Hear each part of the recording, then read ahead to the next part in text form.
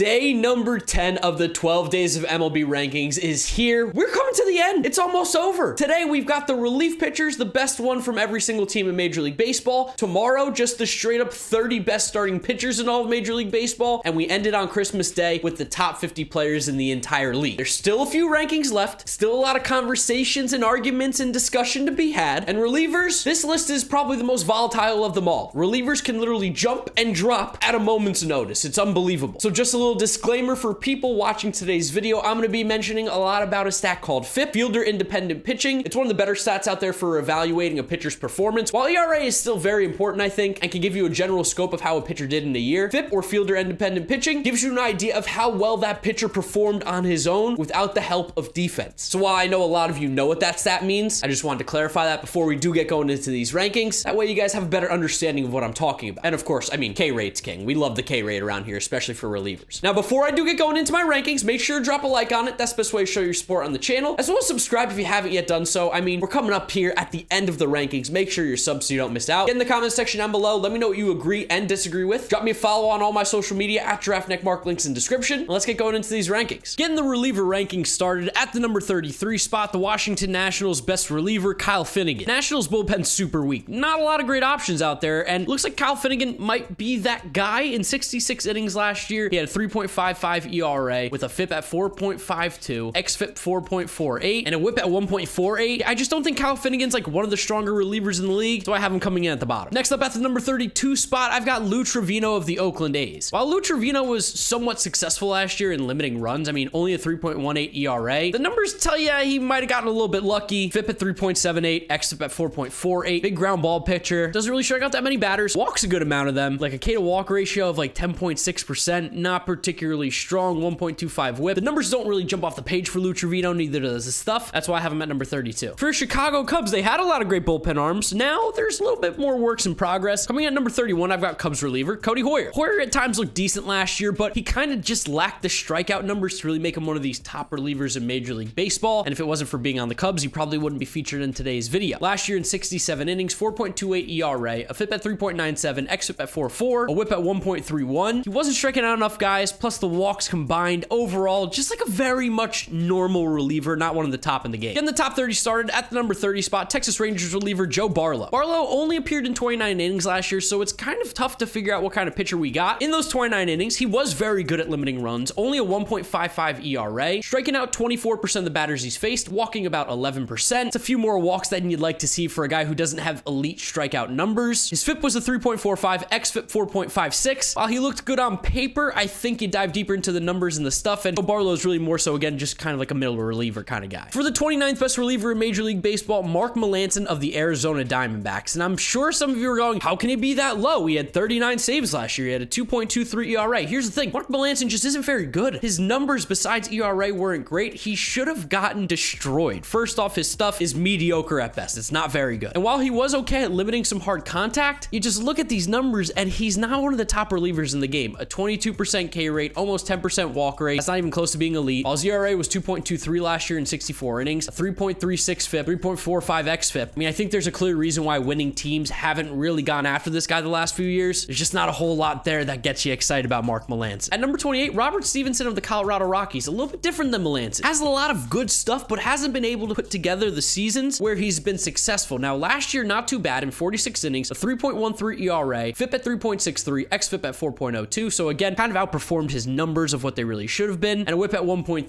26% K rate, 9% walk rate, still a little bit high for how low the Ks are. This is a guy who can throw in the mid to high 90s, has a really nice curveball, great spin rates. I can see him being a really good reliever next year, but it's also extremely tough in Colorado, so I'm not going to put him too high on this list. Coming at the number 27 spot, I think there's kind of like a clear separating factor here. That's going to be Michael Fulmer of the Detroit Tigers. I think Fulmer, while he doesn't get the majority of the saves, we saw Gregory Soto get that last year for the Tigers, is probably the best arm in that bullpen. Last year in 69 and 2/3 innings, 2.97 ERA, a FIP at 3.46, xFIP at 3.87. He was striking out 24% of the batters, just under 7%. It's much better with those strikeout numbers to have those low walks. A WHIP at 1.28. Again, Michael Fulmer's stuff, not devastating by any means, but I think out of the bullpen, he's at least a very strong middle reliever. Coming in at the number 26 spot, San Francisco Giants reliever Tyler Rogers. Now, you probably think, why didn't you go with Jake McGee? Jake McGee's not going to be that good again. There's no way. But Tyler Rogers, I actually think, can be a very very successful reliever like we saw in 2021. In 81 innings last year, 2.22 ERA, FIP at 3.28, xFIP at 3.89. He's herky-jerky, he's funky, he's got one of the most unique pitching styles that we've ever seen in Major League Baseball. While the stuff isn't touching the high 90s or anything like that, the movement's pretty gross, the deception is huge, and for a guy who doesn't strike out anybody 16.9%, and he does only walk 4% of the batters he faces, and he limits hard contact. Like, no one puts good wood on the ball against Tyler Rogers. 1.07 whip. I really like this guy. Like, his stuff doesn't jump off the page, but he's a really interesting player to watch, and I think is a solid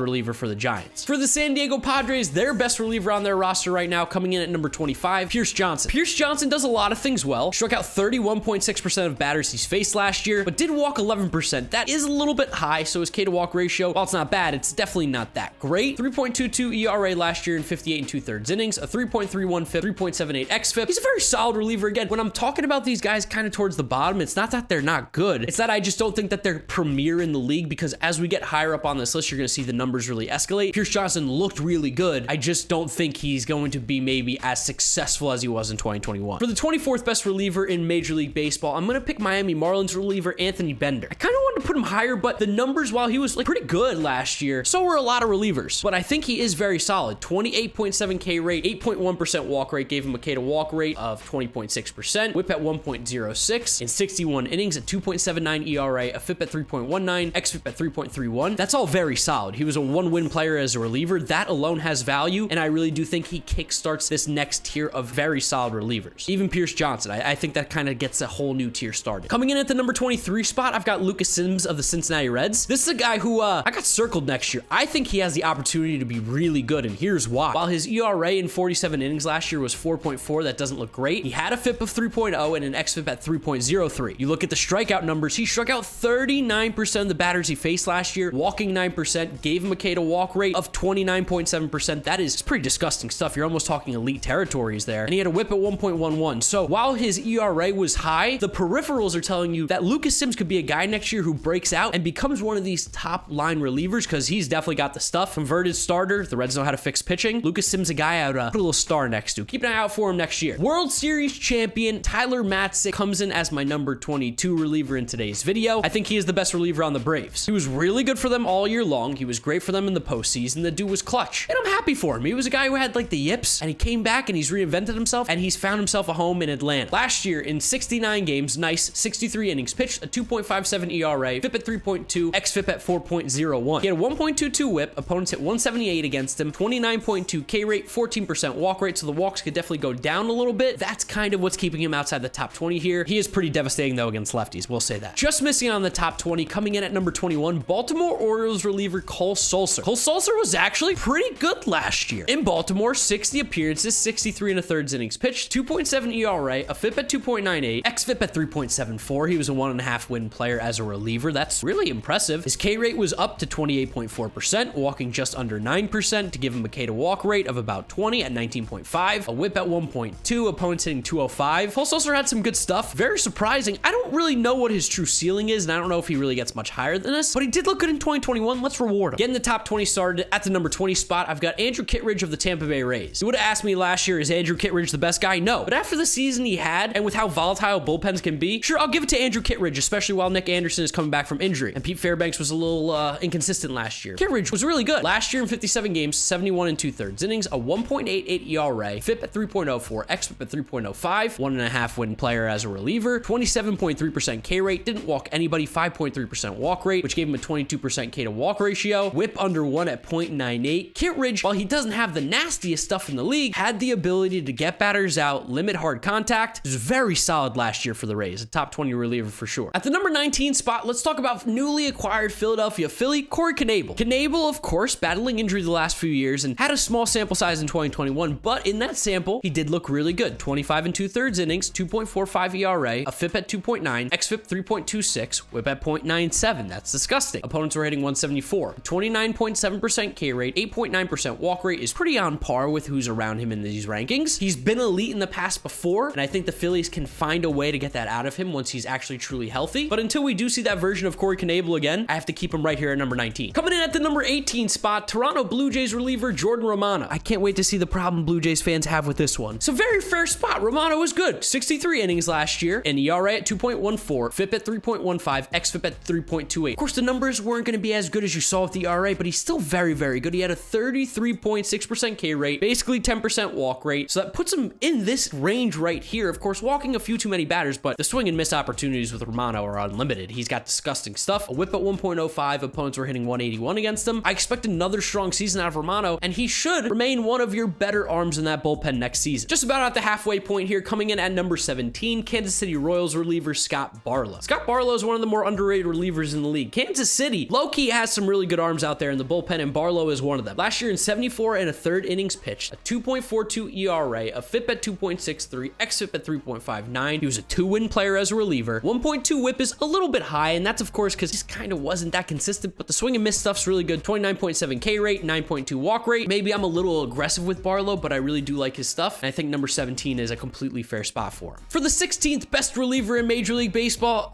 pains me, former New York Met, current Seattle Mariner, Paulie Sewald. What a year for Paul Sewald. I mean, oh my goodness, this came out of nowhere. With the Mets, he never really showed this kind of promise, but in Seattle, disgusting. 64 and 2/3 innings last year, a 3.06 ERA, a FIP at 3.08, xFIP at 3.00. He basically pitched like the pitcher he was. Here's where the numbers get crazy though. A guy whose K rate was at the highest, 27% before, got up to 39.4% in Seattle with a 9% walk rate, gave him a 30.3 K to walk ratio. Absolutely disgusting. A whip at 1.02. Opponents hit 175 against him. We saw him get hit a little bit more towards the end of the season, which kind of makes me a little bit skeptical, but those K rates and walk rates, I mean, that's pretty disgusting. I see it a little bit more out of Paul Sewald, and this guy's getting into that truly elite category. For the 15th best reliever in today's video, current free agent Ryan Tepera. Last year, split time between the Cubs and the White Sox, and he looked really, really good. 61 and a third innings pitched, 2.79 ERA, 2.73 FIP, 3.64 xFIP, 1.6 WAR, a 30.8% K rate, 7.9% walk rate. He had a whip at 0.88, which was disgusting. He was limiting base runners at an elite rate and a 1.61 average. I think that's a really good outcome from Ryan Tepera. I don't know if he's going to be able to keep up this type of top tier production for the future going into his 34-year-old season, but still, I think he will be very serviceable, very good here in the top 15. Coming in at the number 14 spot, a guy who's a little under the radar, but you should know about him, Pittsburgh Pirates reliever Dave Bednar. Bednar last year, after coming from the Padres, 60 and 2/3 innings, a 2.23 ERA, a FIP at 2.69, xFIP at 3.19, a K rate of 32.5%, walk rate of 8, a whip under 1. Opponents were hitting 184 against him. His stuff is absolutely disgusting. This is indeed the brother of Will Bednar from Mississippi State, the College World Series run and first round pick of the Giants. They're a pitching family, and Dave Bednar, this is a guy you got to keep an eye out for. That splitter, it's a huge development to his game. It was looking really good last year. Coming in at the number 13 spot, another free agent, I've got Colin McHugh. Colin McHugh last year was, I mean, really good, guys. I'm not sure if you know how good he was. Baseball Savant, the numbers were off the charts, and in terms of like traditional numbers, they were also really good. 64 innings pitched last year, 1.55 ERA, 2.12 FIP, 3.06 xFIP. He was basically a 2-win player, a K rate of 30%, walk rate, career low of 4.9, which was just disgusting. A whip at 0.94, opponents were hitting 206. Colin McHugh, if he keeps pitching like this, you're looking at a guy who's immensely valuable. He wasn't just pitching one inning at a time. He was a multiple inning guy, and he was filthy. Falling a little bit down here at the number 12 spot, Kenley Jansen, another current free agent. Last year in 69 games, 69 innings, double nice, 2.22 ERA, that's very good, a 3.08 FIP, xFIP at 4.04. Kenley Jansen has definitely changed how he is as a pitcher. Might not be as strong as he once was, but he's still very good. 30.9% K rate, still strong, but a 12.9% walk rate is a little bit concerning. Opponents only did hit 150 against him, and his whip was 1.04, but it felt like his BABIP was a little historically low there at 213. I expect a little bit of returning to the mean here for Kenley Jansen. Still, I think this is like borderline top 10-ish range. It's also gonna be 35, worth noting. Just missing on the top 10, coming in at number 11, I've got Garrett Whitlock of the Boston Red Sox. What a pickup for the Red Sox. Rule 5 last year, stole him away from the Yankees, and he was their best reliever. In 73 and a third innings, pitched 46 appearances, 1.96 ERA, FIP at 2.84, xFIP at 3.22. He was pitching multiple innings at a time, and he was dominant, a 27.2% K rate, 5.7 walk rate, a whip at 1.10. He looked really, really good, and if the Red Sox even tighten up that defense behind him, I expect him to maybe even be a little bit better, as seen by his FIP. I really like Garrett Whitlock's stuff. Super strong pitcher. Great pickup just outside the top 10, because the guy in front of him is a little more consistency. Getting the top 10 started at number 10, the guy who's replacing Kenley Jansen in Los Angeles for the Dodgers, Blake Trinan. Blake Trinan, you go back to 2018, that historic season as a reliever, and you go, so sick. And then you saw it in 2021, you're like, oh, he might be back. He was disgusting. In 72 and 1/3 innings pitched, a 1.99 ERA, a FIP at 2.88, xFIP at 3.25, 2-win player, striking out almost 30% of the batters he's faced, walking about 8.5%, a whip under 1 at 0.98. Opponents are hitting 178 against him. Nobody hits the ball hard. He's got some of the nastiest stuff in the league, off the chart stuff. I mean, how are you 100th percentile in average exit velo and hard hit rate and barrel percentage? That's huge, guys. Blake Trinan's a beast. At number 9, I don't feel good about it, but I've got Aroldis Chapman of the Yankees. I think when this guy's on, he is one of the 3-4 best relievers in the game, but last year, while he was still putting up these crazy strikeout numbers, he was walking almost 16% of the batters. So let's go through the numbers and tell you why I have him here at 9, dropping down a little bit. 56 1/3 innings pitched, 3.36 ERA, FIP at 3.99, xFIP at 3.13, WAR at 0.6. Kind of a little all over the place. Maybe got a little bit unlucky, maybe didn't, depends how you look at it. He still was striking out almost 40% of the batters he's faced, but the walk rate was so high that it's hard to ignore. Maybe Jonathan Loaizaga the new best reliever, or maybe Chad Green, but I'll still give it to Aroldis Chapman because honestly, on any given day, he's one of the most untouchable pitchers in the game. His stuff is still electric. For the 8th best reliever in today's video, Giovanni Gallegos of the St. Louis Cardinals. Gallegos is really, really good, guys. Very underrated, I feel like. Sometimes doesn't get enough appreciation. 80 1/3 innings pitched last year, 3.02 ERA, a 2.75 FIP, xFIP at 3.69, over 2-win player. He was striking out 30% of the batters he's faced, walking under 7%. Whip at 0.88 is absolutely disgusting, and opponents are hitting 180 against him. Not a lot of hard contact, doesn't give up a lot of base runners, gets a lot of strikeouts. It's a total package. You gotta love Gallegos. Another former New York Yankee. I think just getting a slight nod ahead of Giovanni Gallegos, coming in at number 7, New York Mets closer, Edwin Diaz. Edwin Diaz is like really good. He's nasty. And while he still does have those inconsistencies in his game, does a lot of stuff really well, including the strikeouts. Last year in 62 2/3 innings, 3.45 ERA, which sounds a little bit high, but a FIP at 2.48, 3.47 xFIP. He was a 2-win player, striking out 34.6% of the batters he's faced, walking 8.9%. A whip at 1.05 for Diaz is very manageable for a guy who's had trouble with walks in the past and giving up hits all over the place. But last year he was pretty good, and honestly, if you take away non-safe situations, he was even better. But I do think number 7 for Edwin, very fair spot for him. Just missing out on the top 5, coming in at number 6, I've got Emmanuel Clase of the Cleveland Guardians. Clase looked sick last year, unbelievable. Some of the nastiest stuff in the league. Still doesn't strike out many batters, which is kind of confusing. But when you throw a cutter like 102, yeah, it's nasty. Last year in 69 2/3 innings, nice. 1.29 ERA, 2.11 FIP, xFIP at 2.6, 2-win player, striking out 26.5% of the batters. So like I said, not the craziest K rate, but the walks look really strong at 5.7%, under 1 whip, 0.96, 194 average. I'd like to see him get the strikeouts up a little bit more before I put him in this top 5 category, because all guys in the top 5 are pretty good at getting dudes to swing and miss, but Emmanuel Clase, those numbers you can't ignore him. Top 6. Getting the top 5 started at the number 5 spot, a guy who I think is criminally underrated, Taylor Rogers of the Minnesota Twins. I don't think people know how good this guy is. His numbers were disgusting last year. 40 1/3 innings pitched, 3.35 ERA, doesn't sound great, but a FIP at 2.13, xFIP at 211. He was basically a 2-win player in only 40 innings. He had a 35.5% K rate and a 4.8% walk rate to give him one of the best K to walk ratios of 30.7%. While the whip was 1.14, he was giving up a few hits here and there, and the opponents were hitting 241. His swing and miss potential is disgusting. He doesn't walk guys, and he's done this before like we saw in 2019. I think Taylor Rogers is without a doubt a top 5 reliever in the game, and also one of the best left-handed arms in the game. I don't feel like enough people are talking about it. Coming in at number 4, a guy who had been criminally underrated, and I think might even still be a little underrated, Raisel Iglesias of the Los Angeles Angels. Raisel had been really good the last few years, and he was really good in Los Angeles last year. 70 innings, 2.57 ERA, 2.83 FIP, xFIP at 2.30. He was a 2-win player. 37.7 K rate is just phenomenal. Phenomenal, especially with a walk rate of 4.4, K to walk ratio of 33.3, whip under 1. Opponents weren't hitting the ball hard against him. This seems sustainable for Raisel Iglesias. He seems like he can be this good again next year. Huge stuff out in LA. They've got a top-notch closer, something they haven't had in quite some time. Coming in as the 3rd best reliever in today's video, criminally underrated, Ryan Pressly. This guy's so good, and he's just been good for like the last 4 years. Let's throw some respect on his name. 64 innings last year, 2.25 ERA, a FIP at 2.06. He could have possibly pitched better last year. That's nuts. 2.43 xFIP. He also had a whip at 0.97. Under 1 anytime is absolutely disgusting. 32.4% K rate, 5% walk rate. I mean, just one of the best relievers in the league, no doubt. Ryan Pressly, this guy is filthy. Astros, you got a pretty good one in Ryan Presley. And then coming in at number 2, just missing out on the number 1 spot, Liam Hendriks of the Chicago White Sox. It's so tough with Liam Hendriks because he really is like 1B to the guy who's going to be number 1, who's 1A. Hendriks is unreal, and he just keeps getting better. Last year for the White Sox, 71 innings pitched, a 2.54 ERA, a FIP at 2.34, xFIP at 2.14. He should have actually pitched better according to what these stats are telling us. He was almost a 3-win player as a reliever. 42.3% K rate. What? 2.6% walk rate. Yes, Liam Hendriks walked only 7 batters last year. 7. He gave up more home runs than walks. That was good for a whip of .73, which is the 3rd season in a row of a whip under 1. Opponents hit 174 against him. This guy continues to get better and better every year. The K rate keeps going up. The walk rate keeps going down. He legitimately has a good argument for the number 1 spot. But coming in at number 1, again, as the best reliever in Major League Baseball, this dude's undefeated. It's Josh Hader of the Milwaukee Brewers. Now, I will say this. Josh Hader might not have the walk numbers of Liam Hendriks, but this dude just doesn't get touched. Doesn't get hit. 60 appearances last year, 58 2/3 innings. He had an ERA of 1.23. A FIP of 1.69 is just asinine. 2.35 xFIP. He was a 2.5-win player last year as a reliever. He gave up 3 home runs last season. 3. Only 25 hits in general, which is just, I mean, that's silly. That's silly to say out loud. Yeah, I gave up about 25 hits in the 2021 season as a reliever. What are you even talking about, Josh Hader? 45.5% K rate, 10% walk rate, like I said, definitely higher, but he still had a whip of .87. He's never had a whip a single season over 1. Opponents hit 126 against him. What? He left 91.9% of the batters on base. His left on base percentage was 91.9%. He had a hit per 9 of 3.8. A dude for his career, 15.4 K per 9, 4.3 hit per 9, 3.4 walks per 9. It's disgusting. Disgusting. He's untouchable. Left-handed pitcher, by far the best we have in baseball, and just in general, clear-cut number 1 best reliever in Major League Baseball, at least in my opinion. I'd love to know what you guys think. So there they are, the reliever rankings. Best reliever from every team in Major League Baseball. Yeah, Josh Hader's still number 1. Was I fair with where I ranked Aroldis Chapman? I'd love to know what you guys think down in the comment section below. Drop a like on the video if you enjoy it, as well as subscribe so you don't miss out on any of the content. Follow me on all my social media at GiraffeNeckMarc, links in description. That's where I'm wrapping up today's video, guys. You know the drill from here on out. YouTube recommends you watch this video. This is my reliever ranking last year, so click through those if you have not yet seen them. Thank you all for watching, and I'll see you tomorrow for another video.